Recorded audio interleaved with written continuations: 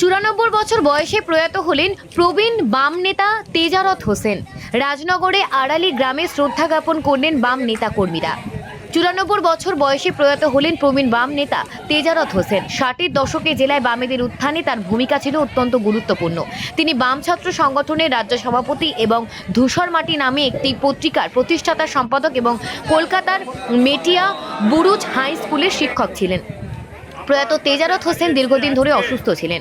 সম্প্রতি তাকে কলকাতার মণিপাল হাসপাতালে চিকিৎসার জন্য ভর্তি করা হয়। সেখানে বুধবার ভোরে তিনি শেষ নিঃশ্বাস ত্যাগ করেন। প্রয়াত তেজারত হোসেন কয়েক বছর আগে মক্কায় গিয়ে হজ সম্পন্ন করে আসেন। প্রয়াত তেজারত হোসেন জেলার একজন দাপুটে বাম নেতা হওয়ার পাশাপাশি একজন সুবক্তাও ছিলেন। সমাজের বিভিন্ন ক্ষেত্রে তিনি তার মানবিকতার পরিচয় রেখে গেছেন। বুধবার মরদেহ রাজনগরে আড়ালি গ্রামে আনা হলে এলাকা সহ আশেপাশের বহু মানুষ তাকে শেষ শ্রদ্ধা জানাতে আসেন। সেখানে বামেদের পক্ষ থেকেও তাকে শেষ শ্রদ্ধা জানানো হয়। উপস্থিত ছিলেন জেলা সিপিআইএমের জেলা সম্পাদক মণ্ডলীর সদস্য শীতল বাউরি, জেলা সদস্য সুখদেব বাগদি, এরিয়া কমিটির সম্পাদক উত্তম মিস্ত্রি, প্রয়াত নেতা পুত্র সামিউল আক্তার সহ অন্যান্যরা। প্রয়াত নেতাকে বুধবার রাত্রি 9টা নাগাদ জানাজার পর কবরস্থ করা হয়। আজ ভোরে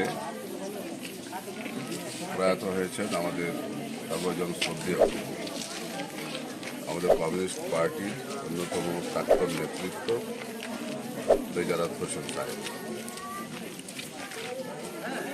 60-এর দশকে কমিউনিস্ট পার্টি গড়ে তোলার বীরভূম জেলায় অন্যতম যে কারিগররা ছিলেন তাদের মধ্যে আমরা জেনেছি এই সময় কমরেড মোহাম্মদ সেলিম, সুরেন ব্যানার্জি, তেজারত হোসেন আমাদের রাজনগরে গুরুপদ স্বর্ণকার এবং যারা ছিলেন তাদের মধ্যে তিনি অন্যতম ছিলেন। শ্রমজীবী মেহনতি মানুষের তার সংগ্রাম পরিচালনা এবং তাদের মুক্তির আন্দোলন গড়ে তোলার ক্ষেত্রে তাদের ভূমিকা সারা জীবন মনে রাখবে। এবং তেজারত হোসেন সাহেব তৎকালীন যে সাম্যবাদী ছাত্র আন্দোলন, সেই ছাত্র আন্দোলনেও অন্যতম গুরুত্বপূর্ণ ভূমিকা পালন করেছিলেন। আমাদের বীরভূম জেলায় আমাদের পার্টির, ভারতের কমিউনিস্ট পার্টির মার্ক্সবাদীর একটি মুখপত্র ছিলেন জেলার ধূসরমাটি পত্রিকা, তারও তিনি সম্পাদনার দায়িত্ব পালন করেছেন।